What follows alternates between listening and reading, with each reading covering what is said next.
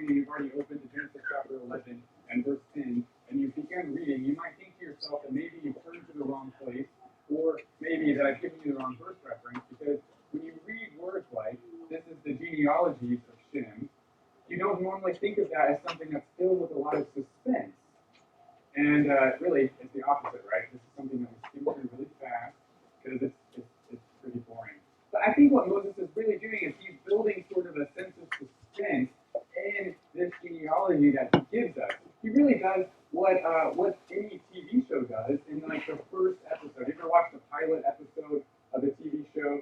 And there's some, that you can tell what they're about, and that's just exactly what they are. You read a little description. There's a man, and I don't know, he's going to take vengeance for his deceased wife, and that's what the whole show is about from beginning to end. And there's no problem. But then some of them, you think you know what it's about, but by the end of the first episode, your mind is just reeling. I have no idea what's going to happen next. You really want to see the next episode because you were so pulled into all of the twists and the surprises. That's really what Moses is doing in Genesis chapter 11, starting in verse 10, when he gives us this genealogy. It's more than just a genealogy. Now, of course, it is that too, and part of what he's doing is simply just to give us a point A to point B kind of thing. He's going to take us from Noah, essentially, all the way down to Abraham. He's telling us how to get there. All right, there we go. He's going to take us from point A to point B so that we can see the connection between those people. And that is part of what he's doing, but I think that's really secondary.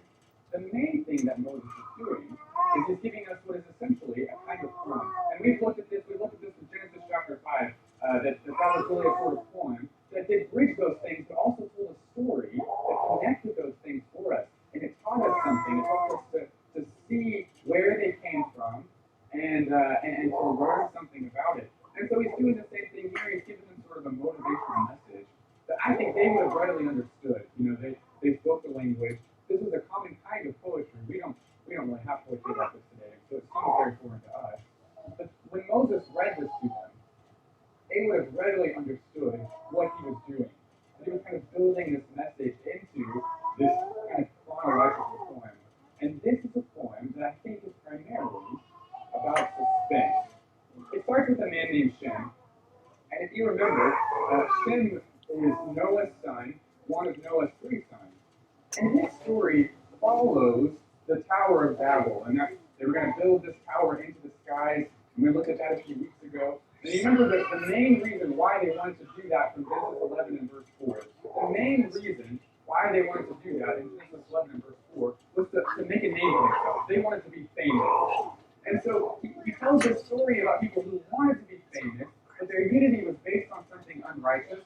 Their unity was based on something selfish. And so God took it apart.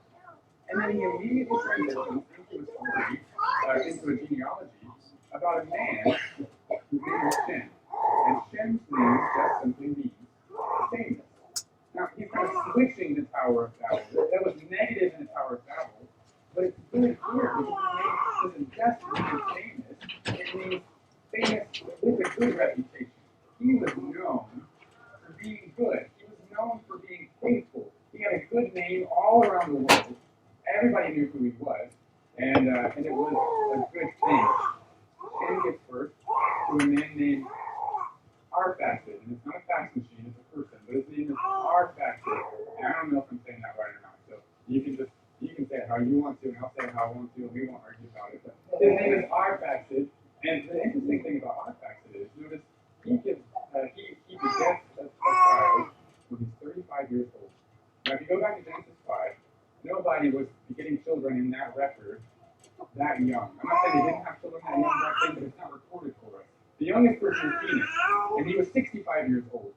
And so Shem, 2 years after the flood, they're given this job by God at the flood to populate the earth again. 2 years later, Shem gives birth to a son, Arphaxad, and when he is 35 years old, that's compared to Genesis 5 very quickly, he gives birth to a son, and his name is Salah. And Salah, that's a word, when you talk about a plant, you talk about like a shoot of growth that kind of comes up, and it comes up very quickly. It's a word that sort of means if you throw a spear, if you throw it shoots out. It's the idea of growth, but very quick growth. And so with these three people, you have Shem, who has this great reputation. You have Arphaxad, who's having children very quickly, and then you have Selah, who is this sort of growth. You get this idea of the potential of the human race. You get this idea that they are growing very quickly, just as God asked them to do. They are feeling God's command to fill the earth with people, just as God asked them to do. And so there's all this potential. Now, if you're an Israelite, and Moses would have written this probably when they were wandering in the wilderness for 40 years. If you're an Israelite, and you're coming up to the promised land 40 years later, and Moses is reading this to you, and you're thinking about it as a coin, as David would have, you're thinking to yourself, that's what we did, isn't it? Weren't we just a few people, and in a very short time span became a whole bunch of people? We grew very rapidly.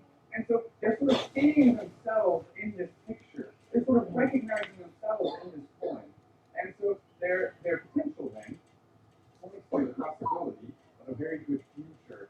And that's what we see next, starting in verse 14. Selah gives birth to a son named Eber. Now this surprised me. I really didn't expect to find this in this chronology. I really was very surprised by it. The idea that Eber carries behind him.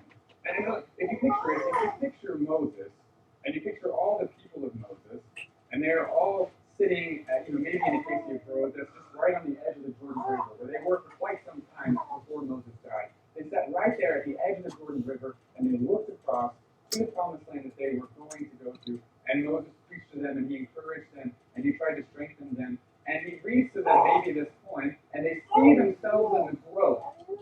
But next he says that Selah gives birth to a man named Eber. Eber is literally the word for to cross over something. It's over to the opposite side. And so it's a name, but it's also an adjective, a part of speech that they would use to describe all through the Old Testament when people would cross the Jordan River. They even would call it that. It's the, how we say yonder. They would say Eber. It's the over Eber, on the other side of the river. They would call it that, and they were often talking about the Jordan River. And so you picture these people listening to this point of Moses reader to them, and they see themselves in all of that growth, and then they're looking across the river and they're saying, that's what I want. I want the Eber. I want to go yonder over to the Jordan River. And Eber gives birth to a son, and his name is Peleg, and we looked at him last time. Chapter 10 and verse 25 says that he is called that because the earth was divided in his days. And that, his name means division, and divided, pointing to really the Tower of Babel, that the peoples were divided into languages and nations. He was alive for that. He experienced that. And so he either was born at that time and that's what his father named him, or he changed his name. They did that, Naomi changes her name to Mara, and they would change their name to reflect their circumstances. One or the other, he was alive during that time. Now, it was negative division then. But you think about what the Israelites were promised they would do. And Moses is flipping the script, right? Negative fame versus positive fame, negative division. They were going to Eber to cross over into the Jordan River, and there they would divide the land, and they would have their inheritance and their blessing, and all that God wanted to give them. And so they're looking at this and they're saying, that's what I want. I want to cross over. I want to divide the land. I want to inherit. And then Peleg gives birth to a man named Ru. And Ru really is the word that means friend. But it's kind of a root behind it. And it has the idea of a certain kind of friend. He is a friend who is a friend of sheep, really. He's a friend shepherd who is caring for, providing for the sheep. It's the Psalm 23 friend that God is to us, that he leads us beside the pastures and the green waters. He takes us to blue waters and to clear waters, to calm waters. And so he is that kind of friend. Ru is the shepherd friend. And I think there's kind of this allusion there to what, they want the promised land. They want to favor and Peleg the land. And they have a Ru. They have a friend in God to guide them over there if they are not like that previous generation, if they are faithful to God. And that really is where he goes next. He really introduces the first complication, that they have this great potential, and they have this great future in mind that God wants to give them, but they can't have it if it is, or it can be threatened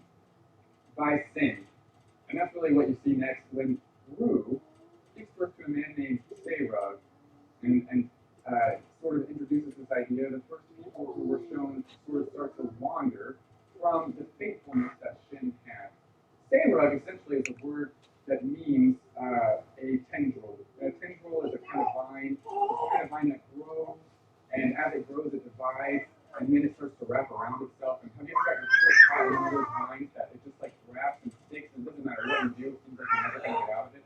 That's what the idea, it entwines around itself. And so I don't think that necessarily means that Serug was a bad person. It doesn't tell us anything about him as a person. Moses, his point is not to give us, a picture of these people necessarily, but to use their chronology to tell a story. And so Serug's name is useful to his story as he begins to describe this entanglement. It's kind of the entanglement that Hebrews 12:1 describes. When he says in Hebrews 12:1, he talks about, to free yourself from the sin that so easily ensnares, it entangles, it wraps around you. In Hebrews 12, he's kind of using a marathon kind of language and saying, if you were running a race and you laid down and you took a nap that lasted a long time, and who's that guy that slept for 20 years? You wake back up and you find that there's all these vines that have grown all over you, and you have to keep running the race, but you can't rip and tear and cut enough to get away from them. That's the struggle that sin can create in our life sometimes. And so you find that Shin's family is shown to have started to get caught up and entangled in sin. He gives birth to a man named Nahor. And Nahor is kind of one of those phonetic words.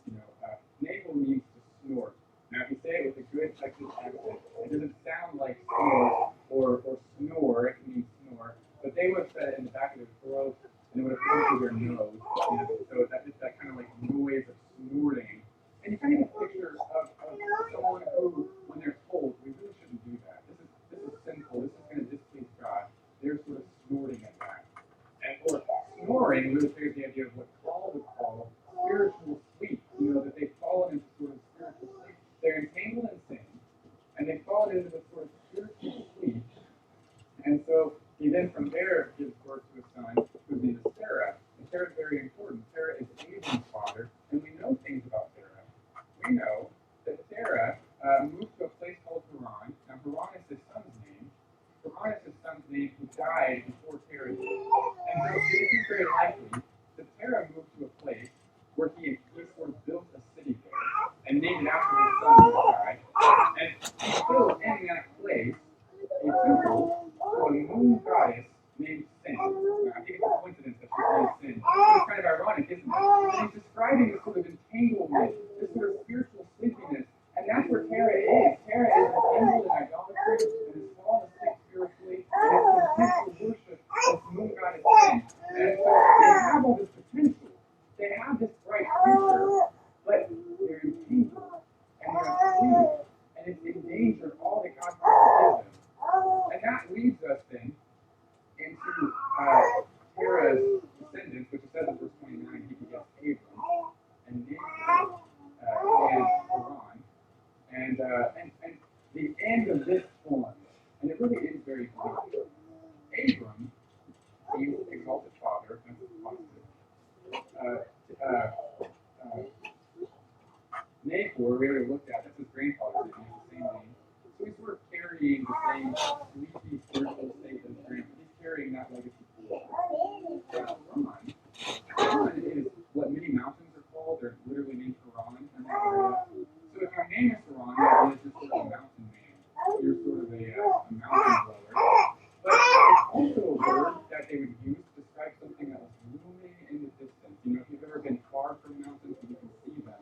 And the closer you get, the bigger they get, and you can loom. Something is far away, but it's coming closer, it's looming. There's kind of a sense of danger, possibly. There's a sense of the uncertain. And it's looming. And he ends the poem with this thought. There's Sarah, and David, as you said, tangled in sin, fallen asleep spiritually. And he has these three sons, and that's really significant. That's part of how we know that these have sons. They're all kind of the same. In Genesis 4, you have 7 generations of Cain, who ends with a man named Lamech, who has 3 sons. And then in Genesis 5, you have 10 generations of Seth, and he has Noah then. Lamech has Noah, who has 3 sons. And then here in Genesis 11, in Genesis 11, you have again 10 generations, and so 7 is a very important number biblically. 10 is a very important number because it's the idea of many and complete. It's a lot of generations that end with 3 different generations that are genealogies that end with a person who has 3 sons.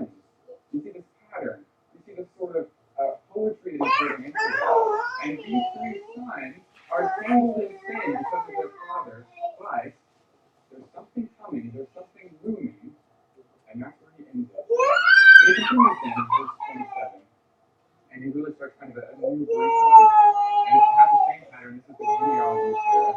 He repeats it again, Abram and Nahor and then Haran. But he adds to it that Haran begot Lot. Lot is a word that simply means veil. Something is looming.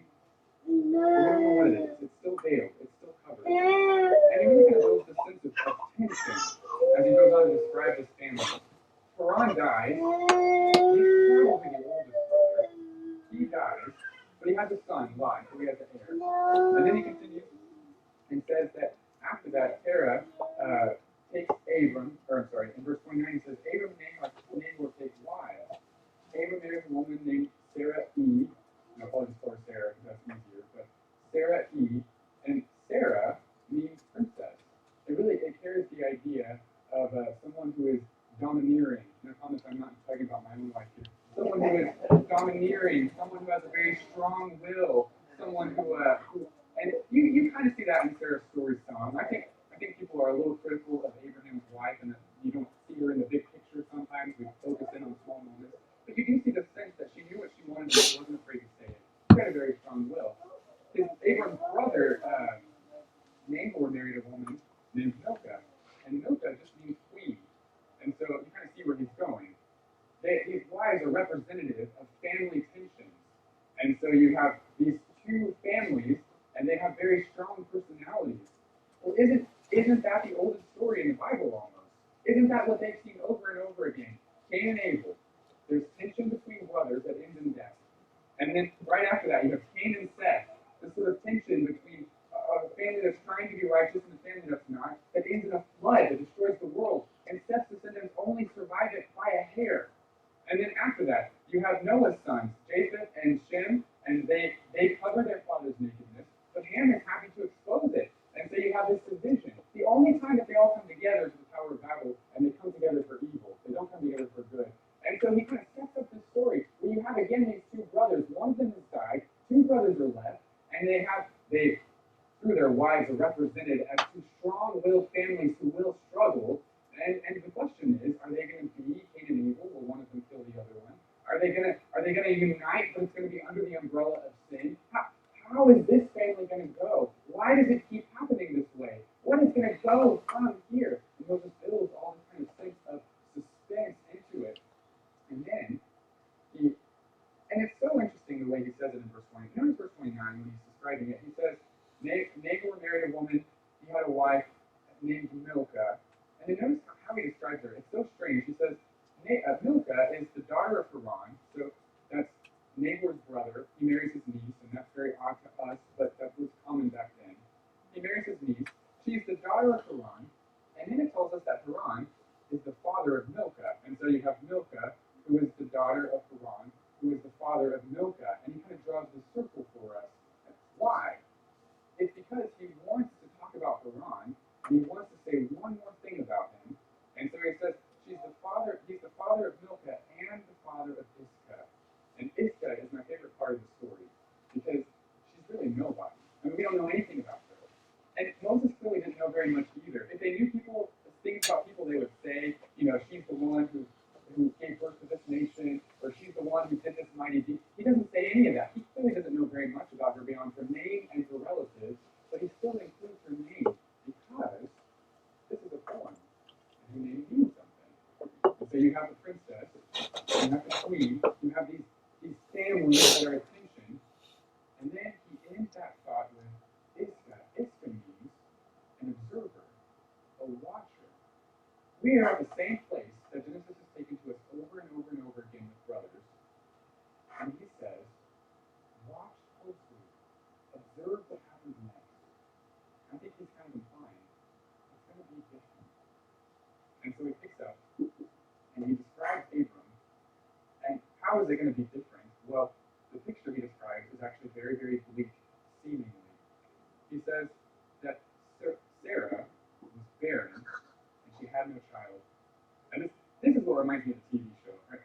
If you've been watching the pilot episode of the TV show and you've seen all of this, somehow this genealogy was somehow visually displayed in an interesting way, and you see all the way through it, all of what they would have seen in it, and then you get to the end and you have this man, and his name is Exalted Father. And so, okay, this is a TV show, and maybe they've described it as a man whose name is Father, and he needs to have a child, but his wife is barren, and they have no children.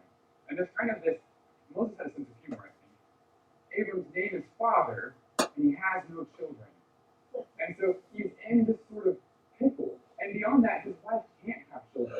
And we'll learn later, she's relatively old. And so she won't have children, not by human method, not in any way that we could make happen. It seems in this moment as though Nahor is already the superior brother. The Cain and Abel struggle. Nahor has a son named Lot. And he seems to be the one that's going to continue the family line. He's the one that's going to receive the blessings. He's the one. Abram is a man whose name is Father, and he has no children. There's no future, no inheritance, nothing for him. And that's what he describes. He goes on to say, in verse 31, he says that Terah took his son Abram. Now notice he takes Abram, he takes Lot, he takes Sarah, and he takes all of the things that go with them. And they travel from Ur to a place called Haran, but notice who he doesn't take. He doesn't take Nahor with him. Why is that? Why does Nahor not go? That's actually, I think, really interesting. Ur, if this is the promised land right here, you have it over here, here's the promised land. Haran is kind of like an umbrella up far to the north. It's way up here. So you're here in Israel, you would travel kind of in an umbrella shape to the north. Ur is, if you continue the umbrella, all the way down at the bottom by this kind of little sea, and it's a big metropolis. And so we've taught, and I've taught myself that they traveled from Ur all the way up to the top of the umbrella, and then Abram would later go back down the umbrella on the other side.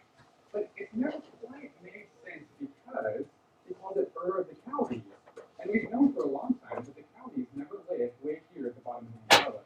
The Chaldees have always lived, here's Haran, the Chaldees have always lived here. And that Babylon is about here, Babylon, the Chaldeans, about here. And so why is it called Ur of the Chaldees? And I think, and they've discovered that there is a second Ur.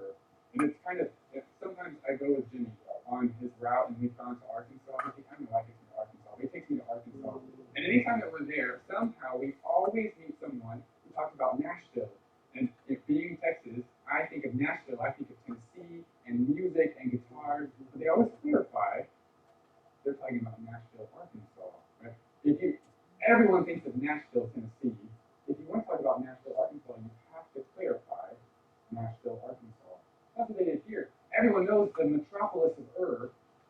If you want to clarify, you say Ur of the Chaldees, the other Ur. And so they live here, and they have family lands and an inheritance. And Nahor has a son. Nahor has a future, and so he gets the inheritance. And it's kind of like when Lot and Abram divide, there's not enough space maybe, they divide and have to go different ways. They don't have enough space. So Terah takes his son Abram and his son Lot, who inherits his other son's stuff, and they go and they build a new city. But notice he doesn't name it Abram, he names it Haran. Because Lot is going to inherit that one, Haran's son. He's going to inherit that one. And so Nahor has this one, and Lot is going to have this one. Abram is billed in this section as someone who has no inheritance, no son. He has no honor in a city named after him. He has a wife who can't have children, and in the last verse it says he has no father anymore either. He is billed as an underdog in every possible way, and you get to the end of this, and Moses is saying, this is where you come from. He had nothing. He was nobody special. His name was Father, and he didn't even have kids. This is where you come from. And if you're an Israelite listening to this, you are now sitting on the edge of your seat saying, how did Abram go from this to what we know he is, what we know he became? How did he get there? And I think that's a very key thought that Moses is sort of building into this very suspenseful genealogy that he wrote for them, and this poem that he wants to help them understand something. Because the question that you really have to ask at the end of this is, what happens next? Now we know what happens, but if you think about it, Abram, when he's he's going to inherit, not him. Having no son and no chance of having a child, he doesn't know what's happening next for him. Before God calls him in Genesis chapter 12, he doesn't know what's next in his story, and he just says, it's over, right? There's nothing for me. I can't. He laments it later, even after he gets called. He laments, my inheritor is a servant. It's someone who's not even related to me. This is it. It's over. He doesn't know what's happening. If you're an Israelite sitting at the edge of the Jordan River, or you're an Israelite wandering for 40 years knowing you're just going to die out here and your children are going to get the home that you were supposed to have, the question is, what happens next for me? It's all over. There's nothing else for me now. What could be done? It's that suspense that we all live in. We all have hopes and expectations. We all have little clues, like the genealogy gives us, of what might happen in our futures. But in truth, what happens next? What happens an hour from now, a day from now, 10 years from now? None of us really know for certain. I think Moses' point is God knows. Abram didn't know what Genesis 12 would say when he was still in Genesis 11, but God did. And the Israelites didn't know what the book of Joshua would say when they were still in the book of Deuteronomy, but God did. I don't know what your next chapter looks like. You don't know what your next chapter looks like. And the uncertainty of that, why it's veiled, it's hidden. The uncertainty of that can often cause people to lose their faith. The uncertainty of that can often cause people to give in to sin, to compromise, to give up. But God knows what happens next in your story. And I really think, in a sense, he's pointing back to Genesis chapter 5 and verse 24. You remember when we looked at this a little while ago, Genesis 5:24, the other chronology, when he says Enoch, and that's the only one he gives us information about, and he gives us almost nothing. Enoch walked with God and then was taken. And I really think he's pointing back to that. The idea that that's what they did for 40 years, right? They just walked. They just walked and walked and walked and walked. And the only thing that he says about Enoch is that he walked, but that in walking, he walked with God, and he was rewarded for it. And so they can just walk and walk and walk and walk for 40 years, and if that's all they ever do, if it's with God, that's enough. And so it's sort of this implied idea of just take the next step. Just keep walking in trust and in faith. God knows what happens next. He will provide, as he always did for these people. We can see the evidence. He will provide for us. And so, if you are struggling, just take the next step. To see that God is in control. Don't struggle on your own. Come, take the steps it takes to get up here. Come and let us help you. Let us pray for you. Let us encourage you. You don't have to take those steps alone. We take them together. And we walk as we did with God. And we would love to help you this morning. So whatever your needs